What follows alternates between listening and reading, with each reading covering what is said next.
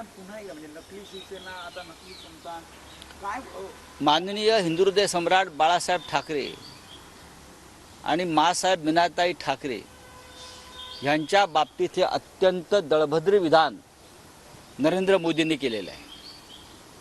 अत्यंत देवता समान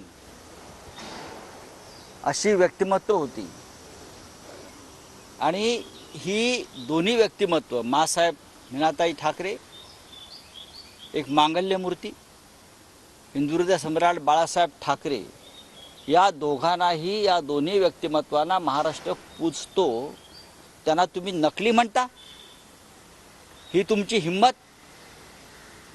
आणि म्हणून आम्ही म्हणतो तुम्ही औरंगजेबाची संतान आहात, तुम्ही औरंगजेबाचे वंशज आहात. हे जे म्हणतोय ना आम्ही, जर तुम्ही हिंदुहृदय सम्राट बाळासाहेब ठाकरे आणि मासाहेब मीनाताई ठाकरे यांना नकली म्हणत असाल आणि आम्ही सगळी त्यांची संतान आहोत, ही 11 कोटी जनतेवर त्यांनी पुत्रवत प्रेम केलेलं आहे, आम्हाला घडवलं आहे, त्यांना जर तुम्ही नकली म्हणत असाल आणि आम्हाला नकली संतान म्हणत असाल, हा प्रश्न फक्त शिवसेना पक्षप्रमुख उद्धव ठाकरे यांचा नाही आहे. या महाराष्ट्रावर ममतेची पाखर घालणाऱ्या बाळासाहेब ठाकरे आणि मासाहेबांच्या अपमानाचा विषय आहे.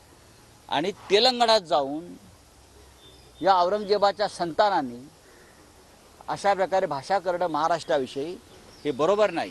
सर, आपकी पार्टी के नेता है, एमपी है, तो उन्होंने कहा कि श्रीकांत शिंदे के माथे पे लिखना चाहिए कि वो गद्दार बेटे हैं, और बाद में संजय निरुपम का भी बयान आया कि देखिए, किसी का बयान आता है उसका ऊपर मैं मेरा वक्तव्य नहीं देता हूँ. एकनाथ शिंदे गद्दार है क्या नहीं, इतना ही आप कहिए ना. सवाल यही है, एकनाथ शिंदे और उनके 40 लोग, पूरा देश उनको गद्दार कहता है और उनके ऊपर थूकता है. मैं ये नहीं कहूँगा कौन क्या बोलता है, मैं मेरी बात बोलता हूँ. ये 40 लोग गद्दार है क्या नहीं, अजीत पवार के साथ जो 40 लोग गए वो गद्दार है क्या नहीं, लोग उनको गद्दार बोलते हैं क्या नहीं, बेईमान है क्या नहीं. 50 खोके एकदम ओके किसको बोलते हैं, हमको बोलते हैं कि उनको बोलते हैं. तो ये बात छोड़ दीजिए आप. उद्धव ठाकरेंच्या सभेसाठी शिवाजी पार्क मैदानाची मागणी करण्यात आली होती, मात्र ती परवानगी आता मनसेला देण्यात आली आहे, ज्यांचा एकही उमेदवार या लोकसभेचे उमेदवार नाही. हो, यालाच तर सुडाचं राजकारण म्हणतात, सत्तेचा गैरवापर म्हणतात, काय लफंगेगिरी म्हणतात आणि भीती म्हणतात. भय हे भीतीतून होत आहे. महाराष्ट्रात आणि मुंबईत आम्ही कुठेही सभा घेतली तरी लोक आमच्या सभेला येते, भाड्याने लोक आणावे लागणार नाही. हिंदुत्ववादी वाद एकत्र या सभेला येतील अशा प्रकारे कोण हिंदुत्ववादी वाद असं कोण म्हणत आहे? मनसेने जे टीजर काढलं, बघा, असं आहे की तो एक जुना टीजर दाखवा की नरेंद्र मोदी आणि अमित शहाला या महाराष्ट्रात पाय ठेवू नका म्हणून. बरं का, नरेंद्र मोदी आणि अमित शहा यांना महाराष्ट्रात पाय ठेवू देऊ नका हे कोण म्हणालं होतं? कोण म्हणालं होतं तुम्ही सांगा, कोण म्हणालं होतं? सांगा ना. का तुम्ही का लाजताय? तुम्हीच बातम्या दाखवल्यात ना. अच्छा, मग आता हे वाघ एकत्र येत आहेत, लांडगे आहेत, लांडगे आहेत. उत्तर पश्चिम सीट से आपके उम्मीदवार हैं अमोल कीर्तिकर, उनको लेकर बीजेपी द्वारा आरोप लगाया जा रहा है कि उनकी कैंपेनिंग में 1993 ब्लास्ट के जो आरोपी हैं, ये गलत है, ये गलत है. ये बीजेपी का पूरा एक षड्यंत्र होता है. अपने लोग घुसा देते हैं अंदर और फोटो निकाल देते हैं. हमको मालूम नहीं, हजारों की संख्या में भीड़ आती है, लाखों की संख्या में भीड़ आती है. अमोल कीर्तिकर जीत रहे हैं. केंद्रीय निवडणूक आयुक्तांची आज इंडिया ब्लॉक भेट घेणार आहे. होय. त्या प्रकारे तफावत झाली, तुम्ही सुद्धा जाणार आहात का? नाही, आमच्या पार्टीकडून प्रतिनिधी जातील, एवढंच मी सांगेन. अत्यंत गंभीर मुद्दा आहे. 11-12 दिवसांनी 10% मतदान हे वाढवतात.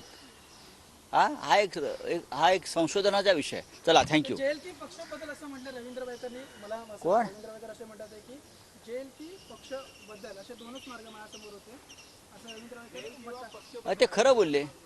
एकनाथ शिंदेंच्या समोर, एकनाथ शिंदेंची सुद्धा तीच भूमिका होती, जेल की गद्दारी. त्यांनी जेलच्या ऐवजी गद्दारी म्हणजे पक्षांतर, आणि बहुतेक त्यांच्याबरोबरच्या सगळ्या लोकांनी तोच मार्ग स्वीकारला. जेलमध्ये जाण्याची हिंमत या लोकांनी दाखवली नाही कधीच. आम्ही दाखवली.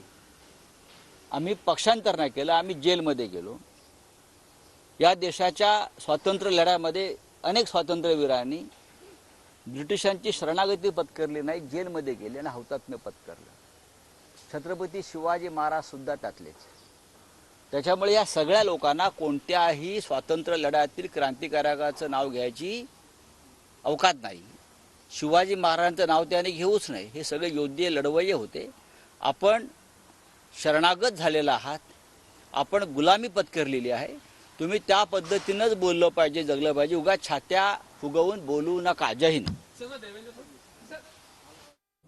तर शिंदेंसोबतच्या सर्व लोकांनी गद्दारीचा मार्ग स्वीकारला असं राऊतांनी म्हटलेलं आहे. राऊतांनी शिंदे यांच्यावर टीका केलेली आहे.